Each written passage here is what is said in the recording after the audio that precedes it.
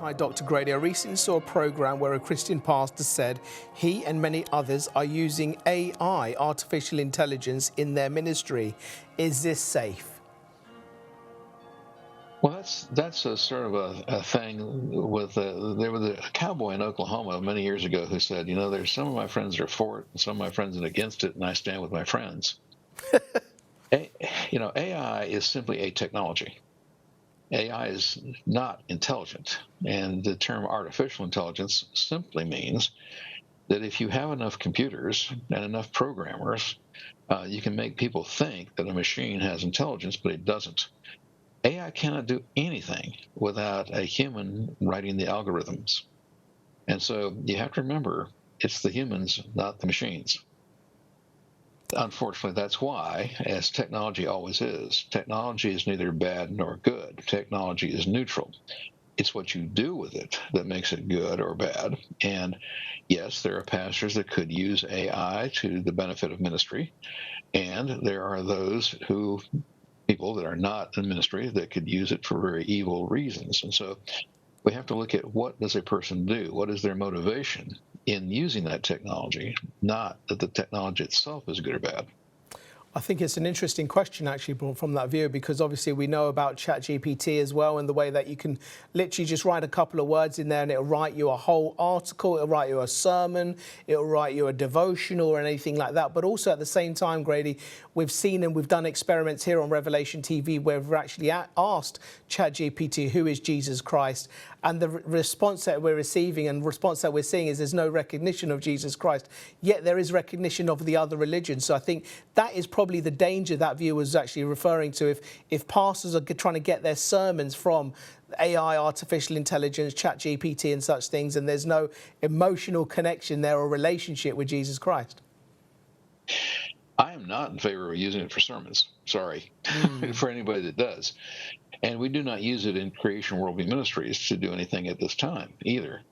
But, again, it can be useful for a variety of things. And if somebody is using it in ministry, but not to write sermons, but maybe for some other reason in organizational things, it could be useful. But I said before, AI is not intelligence. And we use artificial intelligence to talk about a computer, not a human.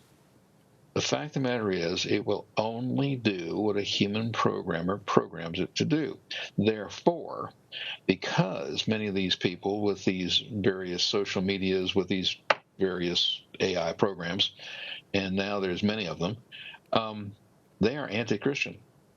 They are, pro-communist or pro-socialist or whatever. They're anti-religion. They're pro-environmental terrorists. And so their algorithms are written in such a way as to say that Christianity has no effect and that Jesus Christ was not the Savior of the world. And so you should never use them to try to promote Christianity in the sense of these algorithms are never going to be positive for us. I think we could use, well, there are ways. I think there's a fine line between artificial intelligence and the interpretation of what is artificial intelligence. And I think it's things like ChatGPT as well that is obviously gives information, but you can also use artificial intelligence in the environment of editing, for example, in the world of media that we're currently in. Then we actually use different methods, and it's actually a useful, powerful tool because it's not changing the concept or the content that you're actually talking about, but it facilitates the design process and certain things as well. So it's exactly how you want to use this type of technology, Grady. Well, you see, that's just it. I know that you've used it and for your Spanish station. Yes. Which I highly commend. Yeah. But again, it didn't write what you were saying. Exactly. It simply allowed the translation of what you were saying. It's not giving any opinions. And it's a very different thing. See, that's just it's a tool that can be used for a lot of good. But when it's generating the content, that's when you need a human supervision, like we're talking about. But to rely on it to write a Christian sermon and have it done properly, I would question highly because, again, the algorithms and the people who write them. I think my concern as well is the children who are using ChatGPT and artificial intelligence, because we're going to become into an age and generation where children and people are not even going to be able to use their own minds, their own brains, their own intelligence, because they're relying so much on these types of technology. They're asking any sort of question and write an essay, write this and write that. The whole system technology is doing it for them, and they're not actually using their own minds. Well, that's just it. I hate to say this, but we need to go back to reading, writing, and arithmetic.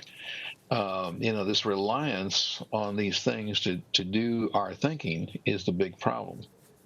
God holds us personally responsible for the resources he has given to us. One of the resources is our mind. And when we take a look at the Bible, particularly in the New Testament, dealing with 2 Corinthians 11, 2 Corinthians 10, it's a battle for the mind. And so if we get our mind right, then we'll do well. If we don't get our mind right, we won't do well. And we are held responsible by the Lord for using our minds well. And so we need to take every thought captive. We take every logical thing correctly, because we are using, if you'll excuse the expression, the algorithm of the Bible as our template for how we're to live our lives.